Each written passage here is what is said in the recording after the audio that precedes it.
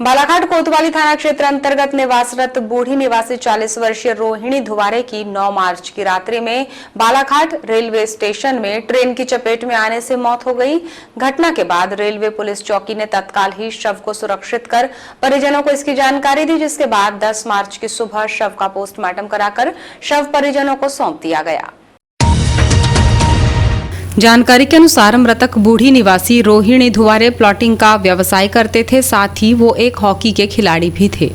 9 मार्च को वो घर से गोंदिया जाने के लिए बोलकर निकले थे, जिसके तहत वो 9 मार्च को बालाघाट रेलवे स्टेशन पहुंचे, लेकिन बालाघाट रेलवे स्टेशन के प्लेटफॉर्म क्रमांक 3 में किसी ट्रेन की चपेट में आने से उनकी मौत हो गई। घटना के बाद स्टेशन में चीख पुकार का माहौल निर्मित हो गया। तत्काल ही घटना की जानकारी रेलवे स्टेशन प्रबंधक सहित रेलवे पुलिस चौकी को दी गई, जहां जीआरपीएफ चौकी प्रभारी अपने दल के साथ घटनास्थल पर पहुंची और पंचनामा कार्यवाही पूर्ण कर परिजनों को इसकी जानकारी दी। जहां 10 मार्च की सुबह शव का पोस्टमार्टम करवाकर शव परिजनों को सौंप दिया गया है। वहीं जीआरपीएफ चौकी ने मर्ग कायम कर मामले को विवेचना में लिया है।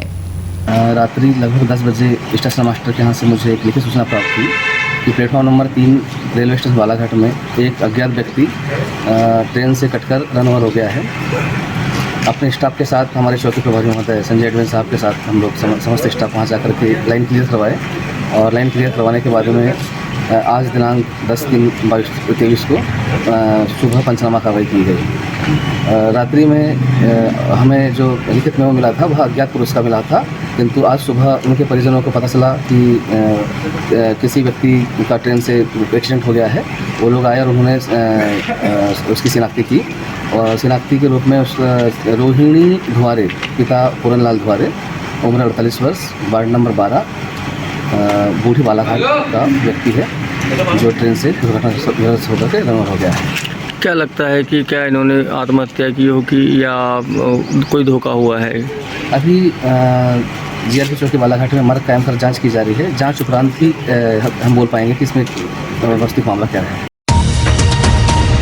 पूरे देश में रंगों का त्योहार होली बड़े ही धूमधाम के साथ मनाया गया। जगह जगह पर लोग होली की मस्ती में सराबोर नजर आए। वहीं होली के अवसर पर ग्रामीण अंचलों में कुछ जगहों पर परंपरागत मेले का आयोजन भी देखने को मिला, जहां पर अनोखी प्रतिस्पर्धा भी नजर आई। ऐसा ही एक आयोजन परसवाड़ा के समीपस्थ ग्राम कुरेंडा में देखने को मिला, जहां पर होली के अवसर पर मेले का आयोजन किया गया। इस दौरान भारी संख्या में क्षेत्रीय जनों की मौजूदगी रही। वहीं इस अवसर पर एक अनूठी प्रतिस्पर्धा भी देखने को मिली, जिसमें मेले के बीच स्थान पर तकरीबन 25 से 30 फीट ऊंचा एक लकड़ी का खंभा लगाया गया, जिसमें ऊपर के सिरे पर लाल कपड़े में नारियल बांधा गया और लकड़ी के खंभे पर फिसलन के लिए ग्रीस और ऑयल का लेपन किया गया, जिसके बाद शुरू हुई अनूठी प्रतिस्पर्धा। इस दौरान मेले में भारी संख्या में पहुंचे लोगों की भीड़ ने फिसलन वाले 25 से 30 फीट ऊंचे खंभे को चारों ओर से घेर लिया। फिर शुरू हुआ फिसलन भरे लकड़ी के खंभे पर चढ़ने का सिलसिला। आपको बताएं कि इस प्रतिस्पर्धा में लकड़ी के खंभे के ऊपरी हिस्से पर बांधे गए नारियल को जो व्यक्ति तोड़कर लाता है वही विजेता कहलाता है। वैसे इस खेल को मध्य प्रदेश के राजकीय खेल मलखंभ से जोड़कर देखा जा सकता है। कुछ इसी तरह से युवा भी इस खंभे पर चढ़ते नजर आते हैं। हालांकि इसमें खंभे पर चढ़कर नारियल तोड़कर लाते हैं और पुरस्कार वितरण के साथ प्रतिस्पर्धा का समापन होता है। इस अनूठी प्रतिस्पर्धा के शुरू होते ही युवाओं ने फिसलन भरे लकड़ी के खंभे पर चढ़ना शुरू कर दिया, जिसके बाद नीचे खड़ी कुछ महिलाओं ने उन्हें छड़ी से पीटना शुरू किया। हालांकि महिलाओं की मार के बावजूद भी युवाओं की जोर आजमाइश चलती रही, जिसमें कई बार युवाओं को फिसलकर नीचे गिरते देखा गया। कई बार उतार चढ़ाव के बाद आखिरकार एक युवा ने दमखम दिखाते हुए फिसलन भरे लकड़ी के खंभे पर चढ़कर नारियल तोड़ लिया। इसके बाद इस युवक को पुरस्कृत किया गया। इसके बाद प्रतिस्पर्धा के समापन के बाद लोगों ने मेले का जमकर लुत्फ उठाया।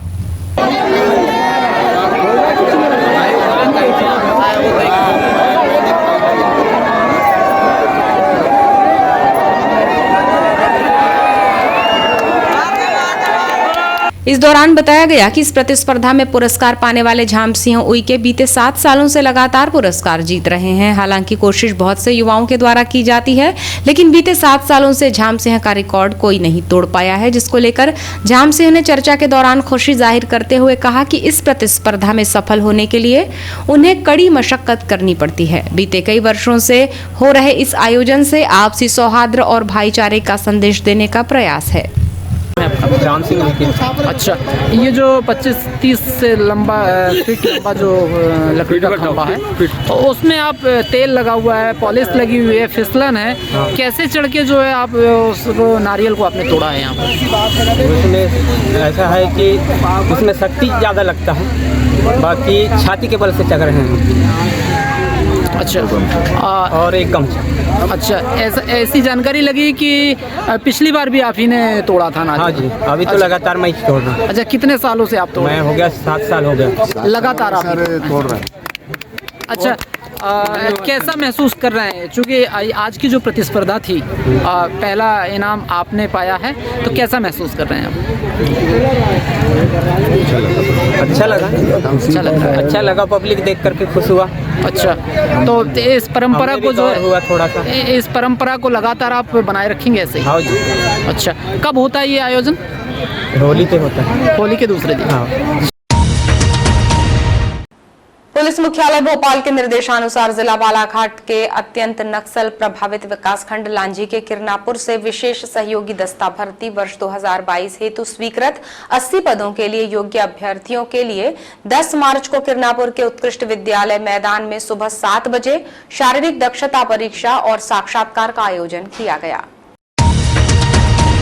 आयोजित शारीरिक दक्षता परीक्षा में अभ्यर्थियों के लिए 1600 मीटर की दौड़ से 10 मिनट में पूर्ण करना अनिवार्य किया गया, तो वहीं प्रावीण्य सूची के अभ्यर्थियों का साक्षात्कार पुलिस अधीक्षक बालाघाट की अध्यक्षता में गठित चयन समिति द्वारा लिया गया। आपको बता दें कि जिले में विशेष सहयोगी दस्ता के 80 पदों के लिए नक्सल प्रभावित विकास खंडों में अलग अलग परीक्षाएं आयोजित की जानी है, जिसके लिए अभ्यर्थियों से पहले ही आवेदन प्राप्त कर नियमानुसार 229 अभ्यर्थियों की प्रावीण्य सूची पुलिस अधीक्षक कार्यालय बालाघाट द्वारा 2 मार्च को तैयार कर जारी कर दी गई है। आज लांजी के किरनापुर में आयोजित हुई परीक्षा में 58 अभ्यर्थियों ने हिस्सा लिया था। बालाघाट जिले के लिए स्वीकृत 80 पदों का संवर्गवार निर्धारण किया गया है, जिसमें अनारक्षित वर्ग में 21, अन्य पिछड़ा वर्ग में 21, अनुसूचित जाति में 16, अनुसूचित जनजाति में 14 और आर्थिक रूप से कमजोर सामान्य वर्ग में 8 पद आरक्षित किए गए हैं। आयोजित की गई शारीरिक दक्षता परीक्षा में पुलिस अधीक्षक समीर सौरभ ने सभी अभ्यर्थियों की हौसला अफजाई की।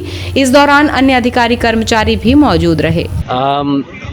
टोटल बालाघाट में 80 पद दिए गए हैं शासन द्वारा, तो उसमें पूरे बालाघाट में 229 बच्चों का हम लोगों ने शारीरिक दक्षता परीक्षण और उसके बाद जो क्वालिफाई होते हैं उनका इंटरव्यू। किरनापुर में टोटल 58 बच्चे हैं जो कि सेलेक्ट हुए हैं मार्क्स के बेसिस पे। उनका भी यहाँ पे डॉक्यूमेंट्स परीक्षण करवाकर उसके बाद इनका 1600 मीटर की दौड़ होगी। जो बच्चे निर्धारित समय अवधि में पास करते हैं उन सभी का इंटरव्यू होगा उसके बाद, और फिर फाइनली सूची जाएगी। जी, क्या सर ये अलग अलग विकास खंडों में होनी है जिले? बिल्कुल, ये 5 अलग अलग विकासखंड जो हैं ट्राइबल विकासखंड, उन जगहों पे होनी है। पूरी टीम उन विकासखंडों में जाएगी। निर्धारित समय सारणी जारी की जा चुकी है, आज किरनापुर में है, उसके बाद फिर बाकी के अन्य विकासखंडों में भी अगले 5 दिन में ये प्रक्रिया होगी। जी, तो सरकार ने सर ये केवल अति नक्सल प्रभावित एरिया के लिए ही निकाला है या फिर ये सभी जगह? नहीं, ये सिर्फ और सिर्फ बालाघाट जोन, मतलब 3 जिले हैं, बालाघाट, मंडला, डिंडोरी, जी, तीनों के लिए कुल 150 पद निकाले गए हैं जी, जिसका उद्देश्य नक्सल प्रभावित क्षेत्रों में स्थानीय युवाओं की भर्ती करना है, जो टेरेन से अच्छी तरह वाकिफ़ होते हैं और वो पुलिस के साथ कंधे से कंधा मिलाकर ड्यूटी कर पाएँ। उनकी ट्रेनिंग होगी बाकायदा, और हमारा प्रयास ये है कि नक्सल उन्मूलन में ये हमारा सहयोग है। जी, आपने काफ़ी यहाँ पर नक्सलियों के विरुद्ध मोर्चा खोला हुआ और सफलता ली है सर। इन लोगों का जो अब दस्ता आएगा उसमें क्या नहीं, हम लोग तो इनको अपने फोर्स मल्टीप्लायर की तरह देख रहे हैं जी। डेफिनेटली ये बहुत बड़ा, क्योंकि लोकल लोगों की भर्ती एक बहुत बड़ा इनकरेजमेंट होगा हमारे लिए। इनको स्थानीय परिस्थितियों का बहुत अच्छा ज्ञान होता है, तो मैं उम्मीद करूंगा कि इनके आने से हमारे जो नक्सल उन्मूलन अभियान है उसमें हमें और ताकत मिलेगी।